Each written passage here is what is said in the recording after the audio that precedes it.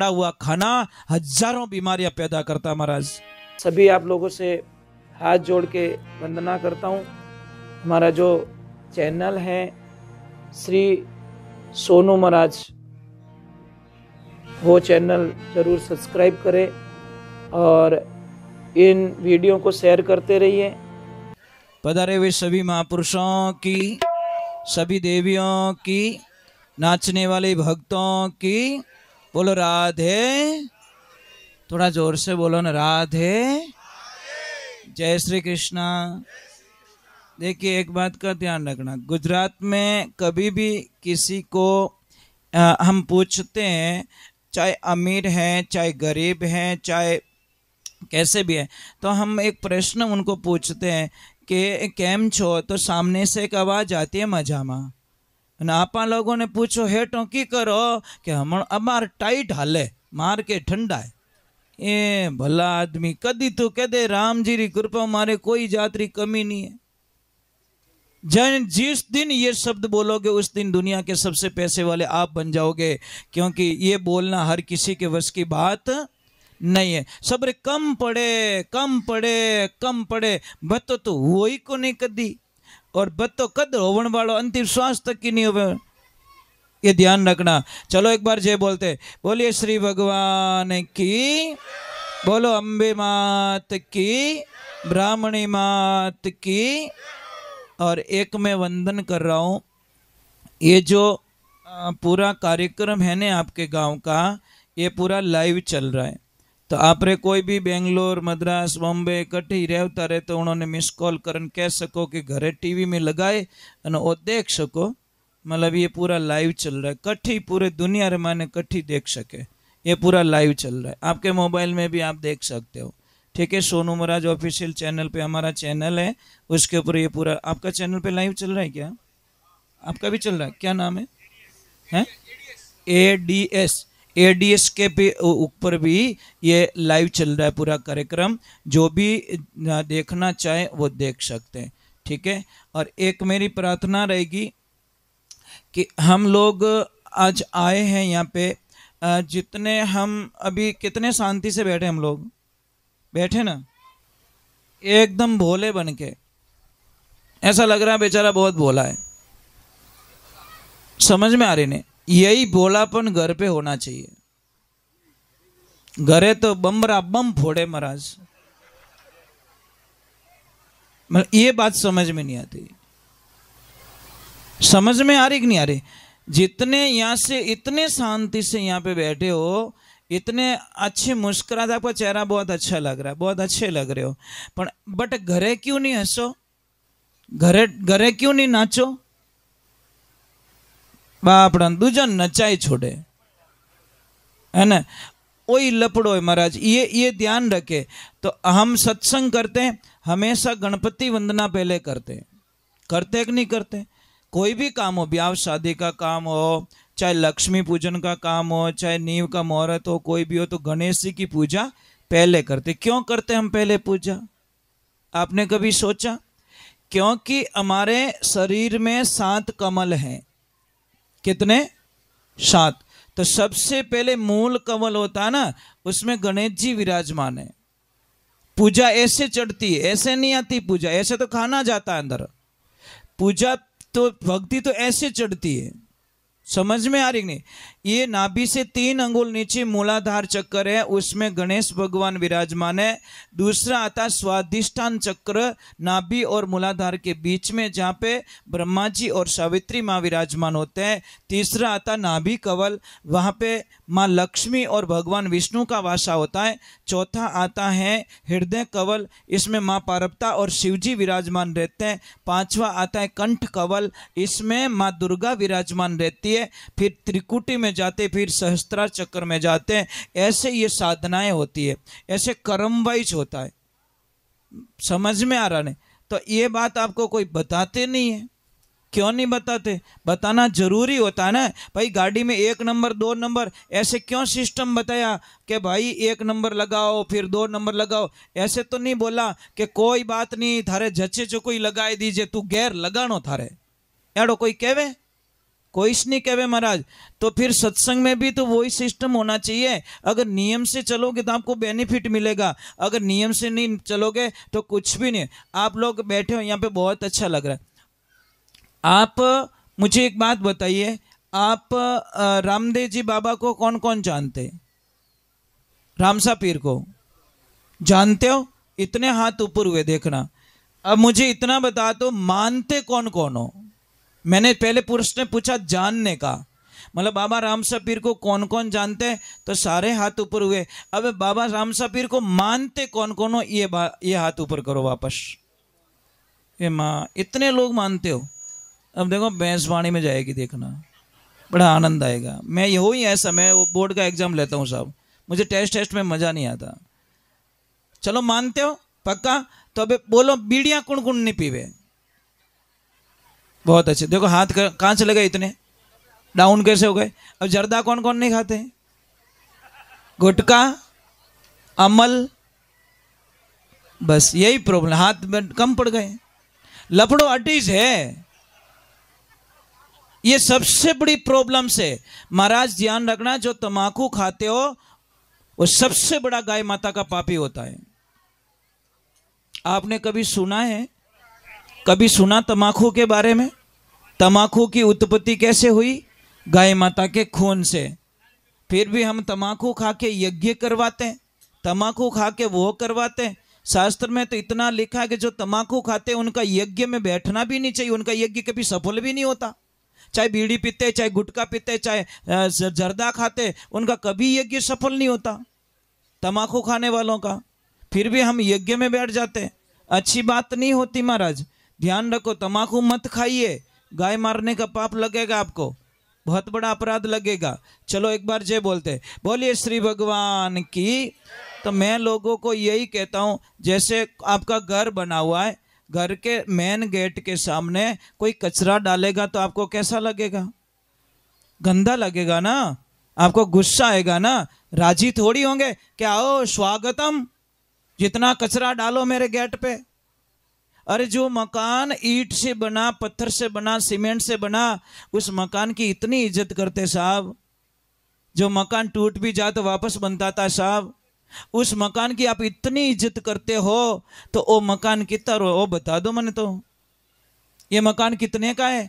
कोई है ऐसा दुनिया में कोई सेठ जो इन मकान की कीमत चुका सके? अरे कुछ चुकावता तो अरबोंपति, जो करोड़पति आदमी है, ये पहले ही एक शरीर बुकिंग कराई देता कि हमें तारा शरीर में मैं घुसूला, ध्यान राख जे, क्योंकि मारी उम्र पूरी होगी, शरीर बुढ़ो हो गयो, हमें शरीर चेंज करू ले, तारे रुपया लेना जीता ले ले, पर आ बॉडी मने दे दे, शरीर मिलन वालों नहीं है।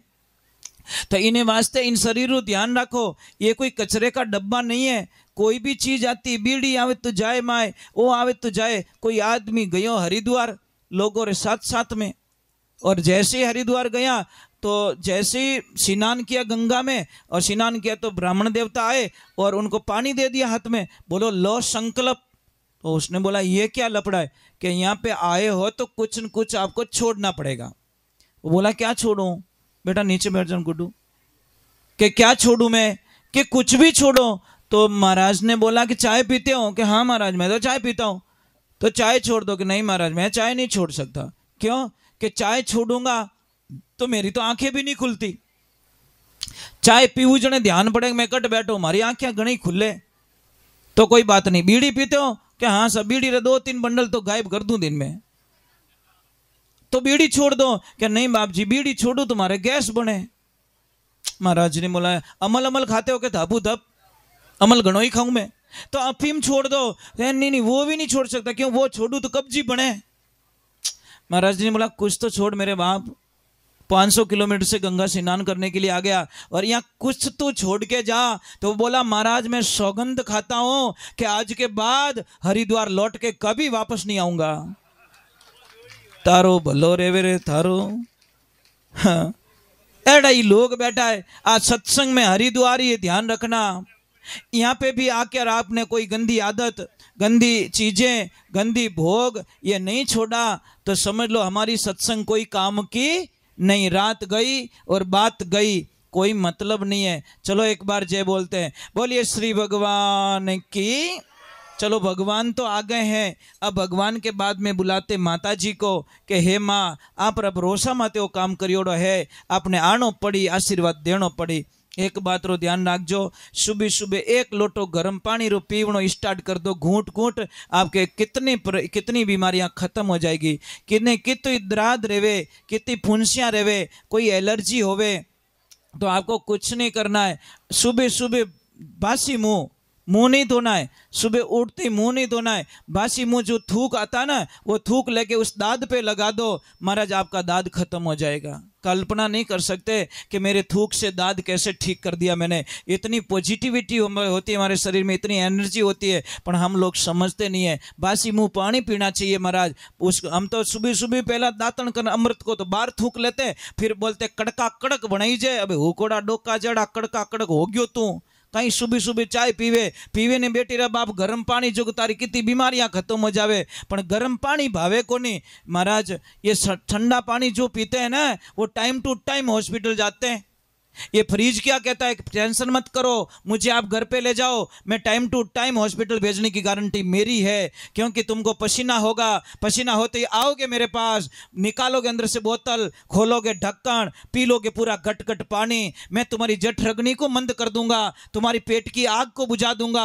आग बुझ जाएगी, तुम्हारा खाना पचेगा नहीं, फिर सड़ेगा तो गैस बनेगी तो हजारों बीमारियां पैदा होगी, और तुम्हारे को हॉस्पिटल भेजने में फ्रिज का अहम रोल है महाराज, अहम रोल है, ध्यान रखना। फ्रिज रखो ना, कौन कहता फ्रिज ना रखो, फ्रिज रखो, उसमें जो चीजें हैं उसमें रखो। एप्पल को भी लिखा है कि भाई 45 मिनट बाद में खानी चाहिए, बाहर निकालो, उसके टेम्परेचर को बराबर में लेके आओ, फिर बाद में एप्पल को खाओ। परंतु आपने तो आया, काट्यो और खाइयो, फ्रिज नहीं ठाको नहीं, एप्पल गई कटे। पहला बात तो ऐसे इतनी उतावल कहीं करो बेटी रे बाप, थोड़ी तो शांति रखो।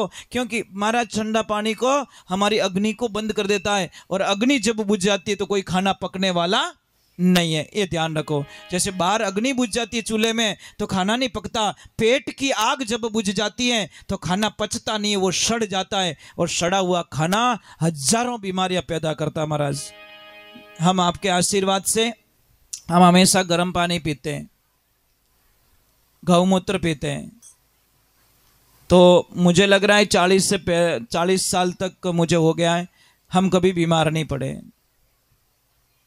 कारण क्या है? गौमूत्र का सेवन करते हैं, बस बात खत्म। अच्छा लगता है, परंतु आप लोगों को पीने का बोलेंगे ना, नहीं पियोगे आप, क्योंकि दूजा में कहीं जहर डालन पावे ने तो ही पी जाओ, जबकि ओरिजिनल चीज पीना पसंद नहीं है। जिस किसी को भी घुटनों में ज्यादा दर्द है, गोडा घना दुखे, महाराज आप चूना खाना स्टार्ट करो। बस जो ये आता है ट्यूब वाला चूना, मिराज के साथ में, तंबाकू के साथ में खाते, तंबाकू के साथ में मत खाना।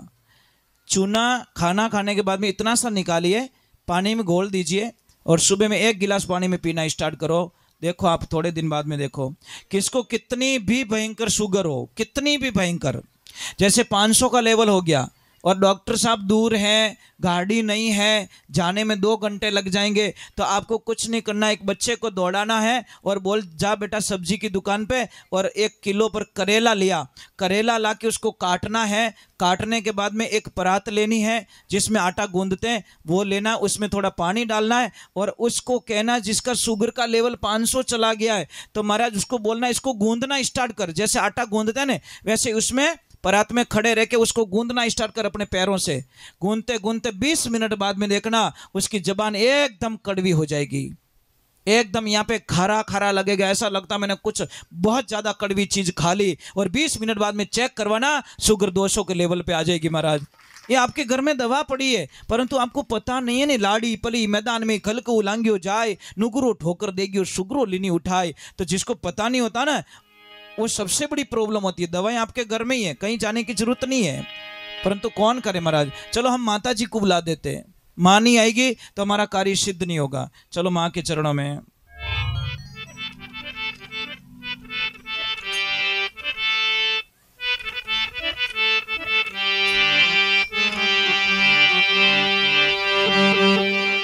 भोली जगदम्बे मात की, भोली ब्राह्मणी मात की, बोली अनंत कोटि संत महात्माओं की।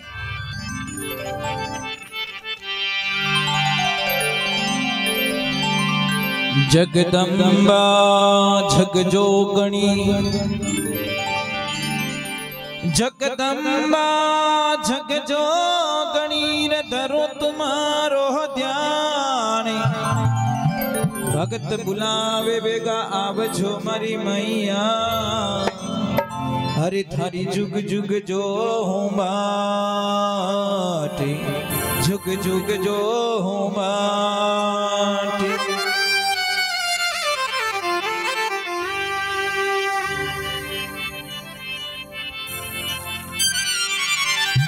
भैया भैया भैया भैया प्लीज प्लीज थान पगी पड़ जाओ।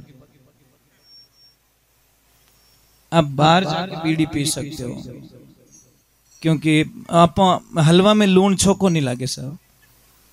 भाई 5 वाणी नहीं हुई, आपने स्टार्ट कर दिया। नाराज मत रहो, मैं तो आप टाबर हूँ, पर नियम कहीं कहवे कि समझ लो आप गांव में 5 करोड़ री एक बस लाया कोई सेठ जी, और सबको बोला कि 4 धाम की यात्रा जिसको भी चलना बैठ जाओ। 5 मिनट में सारे लोग बैठ गए, बस फुल हो गई। जैसे ही बस फुल हो गई तो ड्राइवर साहब आके बोले भाई साहब राम राम। सबने बोला राम राम। कोई तकलीफ के नहीं, सारे सिस्टम समझ में आ गए। पंखा कहाँ से चालू करना है, एसी कहाँ से करनी है, लाइट कहाँ से चालू करनी है, गाड़ी रोकानी तो कौन सा खटका दबाना, सब समझ में आ गया कि हाँ कि सारे सिस्टम मैंने बता दिए। पर एक बात बताना भूल गया कि क्या, कि इन बस में ब्रेक नहीं है। अब आप उत्तर दीजिए, आप बैठे होगे अंदर के, छोड़ के चले जाओगे, क्या करोगे? क्यों? अरे भाई बस 5 करोड़ की है ना, क्यों छोड़ रहे हो? पर उन बस में ब्रेक नहीं है। तो शास्त्र वही कहवे कि बिना ब्रेक री गाड़ी में कोई यात्रा ना करे, वो ठेठ नहीं पहुंचे। उन इस प्रकार बिना नियमों की सत्संग में अगर कोई बैठेंगे तो किसी को भी कुछ भी फल मिलने वाला। मैं साहब, मैं मेरी बड़ाई नहीं करूंगा, 40 वर्ष हो गए सत्संग करते हुए, आज दिन तक सत्संग में पानी पियोड़ो याद नहीं आवे। पानी भी अलाउ नहीं है, अभी बैठ गया सो बैठ गया। पैर भी इधर उधर नहीं कर सकता, कमर में से टेढ़ा होकर नहीं बैठ सकता। ऊपर पानी भी स्टेज पे अलाउ नहीं। इनको पानी पीना होगा तो नीचे जाके पी के आएंगे। समझ लीजिए कितनी मर्यादा बना के रखते हैं।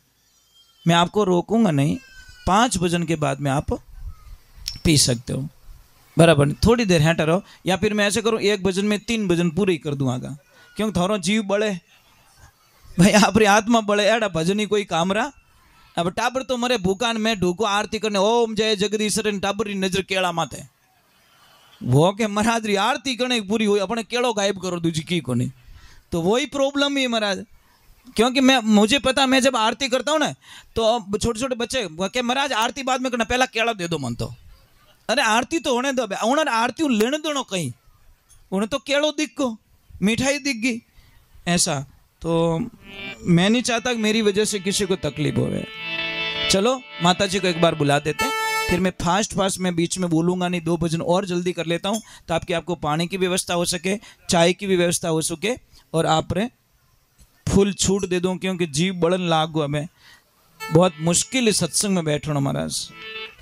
महाराज जीव ने यूं समझाए दो कि मैं चवरी में बैठो हूँ, कटे फेरा में, मारो हथले वो जुड़ी उड़ो है, अरे चवरी में बैठो जीते तो मांगू को नहीं चाहिए कि तो गैस बने, मांगो। यूं थोड़ी के लाला छान छान एक फूंक मार दूं यार गैस बन रहा है, कहते हो कभी? क्योंकि चवरी में हथले वो जुड़ी उड़ो, बीदनी मिले रही है। तो महाराज उन चवरी में इता है टरोता राम नाम री चवरी, आत्मा रो परमात्मा रो मिलन होवे, अटे मजबूत हो जाओ तो नियाल हो जाओ महाराज। यही तो आनंद है महाराज, इन चवरी में मजबूत रहना एकदम बढ़िया, एकदम।